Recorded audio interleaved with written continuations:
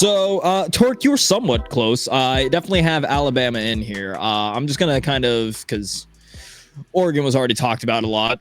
So the number 1 and number 2 teams on your bracket going there. Woo! So Oregon was kind of already talked about a lot. They only had 9 incoming transfers, but with just 9 transfers, they ranked 4th in the nation. They added the number 3, number 6, number 18, and number 53 players.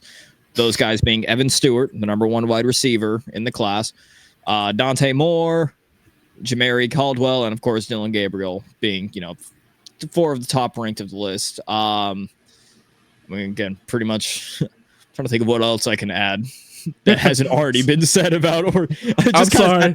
Yeah. No, I was just like, yeah, I can't disagree. But that's why we're a team. That's why we're a team. You can just say Dante said it all and move over to Alabama. Yeah. Please. I mean, pretty much just to reiterate.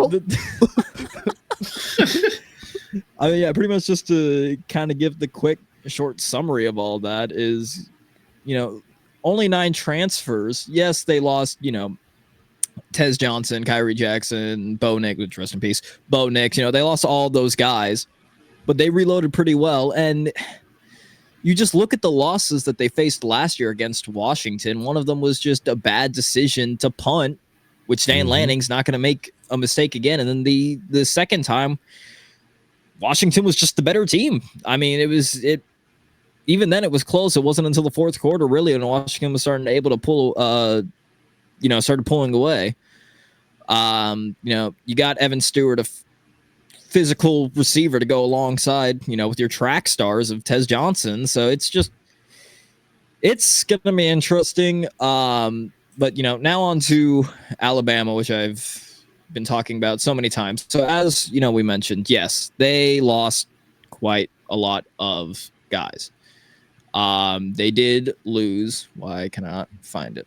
Obviously, the 2 positions that hit the hardest were wide receiver. They lost Isaiah Bond to Texas. Malik Benson, he's at Florida State.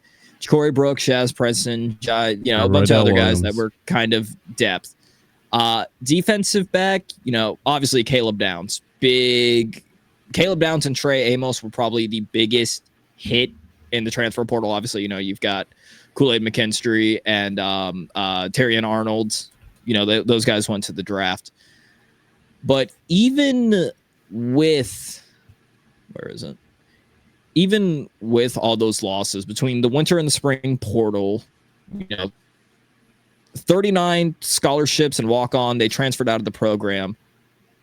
Despite all that loss, though, Kalen DeBoer, in just this short offseason that he had with Bama, brought in 14 transfers, and they still had the second-ranked recruiting class, even, after Nick Saban retired. So even, yes, they lost some recruits.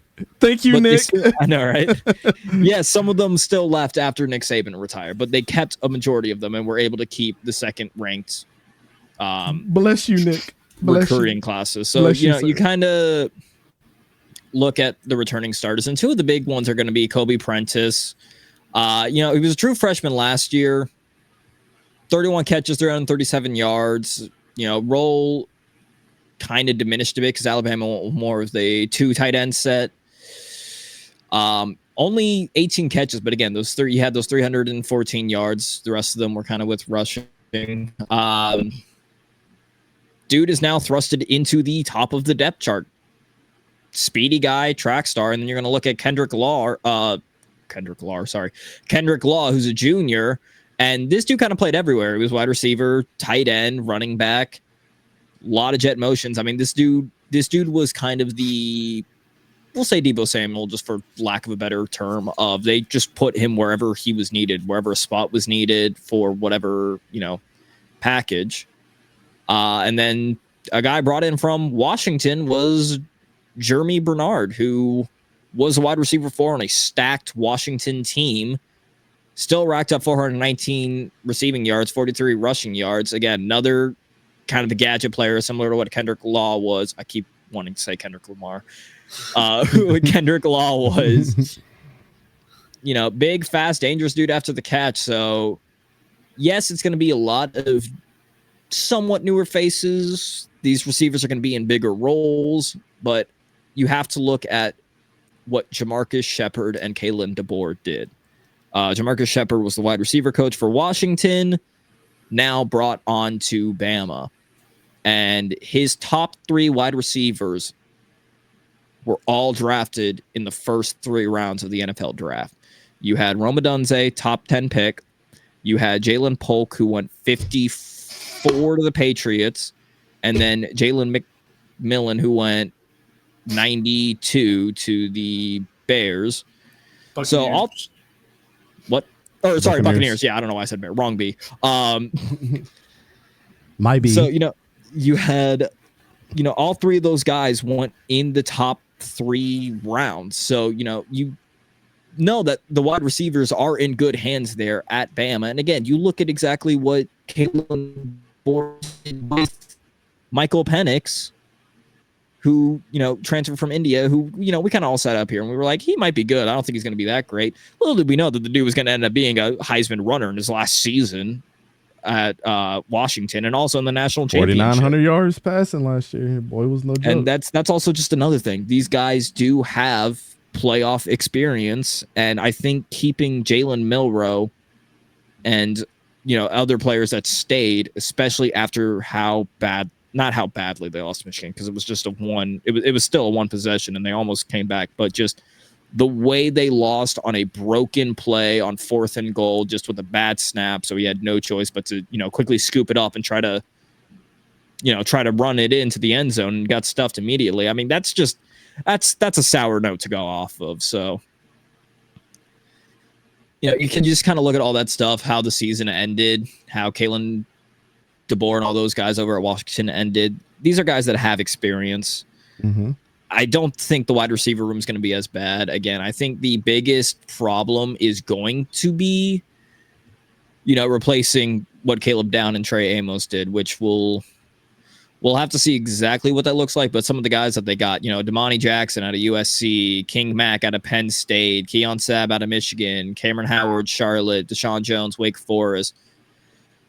We kind of talked about those guys a little bit before, but, Damani Jackson, 5-star. He's probably going to be, number 1 CB, kind of where Terry and Arnold was. Deshaun Jones might be where Kool-Aid McKinstry was.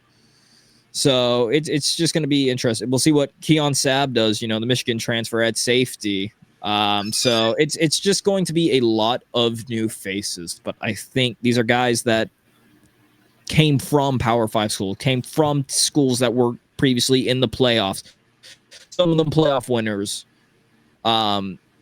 So I think you've still kind of got that mentality of the playoffs. I think that's going to help push it. For Alabama, for the track that they had, because I just completely forgot to say the track that they went on. Alabama as the 2 seed, they had the bye week. They beat number 7 Ole Miss. They then go on to beat number 3 Clemson, and then they're facing off in the championship against number 1 Oregon. Oregon, their path to the playoffs, number 1, so they had a bye week. Then they beat number 8 Kansas State. Mm-hmm. They beat number 5 Ohio State to go into the playoffs to face Alabama. And, despite everything that I just said about Alabama, much like Dante, or not much like Dante, sorry, I have Oregon winning this. Again, pretty much kind of like what everything with Dante said. I just think Duckies.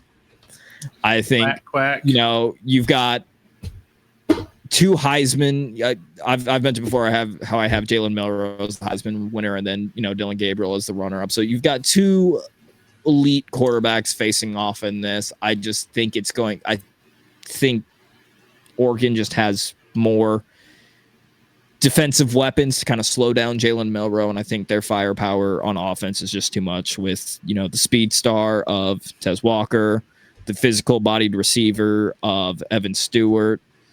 You look at the run game. I think it might be a bit too much for Alabama to handle. Coley, can Evan Stewart be George Pickens? He'll play like it, but I mean, he's not a big dude.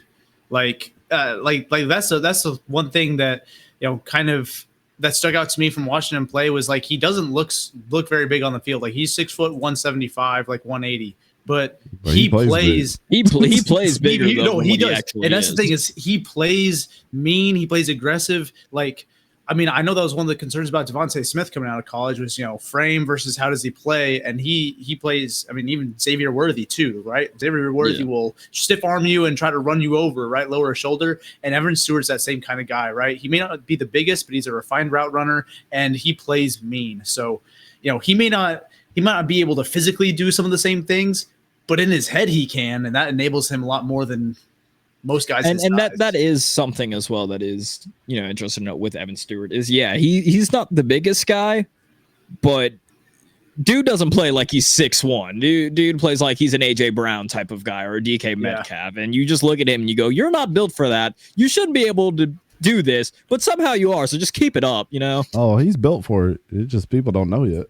I think find out real quick. I think the Devontae Smith comparison's kind of spot on. It's just like, this is an anomaly. You shouldn't be able to do this, but yet here you are. So keep it up. Yeah. Come to the Patreon. And don't forget to hit that like and subscribe button and ring the bell notification so you're always notified. All right. Well, the 12. Oh my God. That's what I'm saying. At this point, like, bro, you just gotta just be you, bro. Just be you, bro.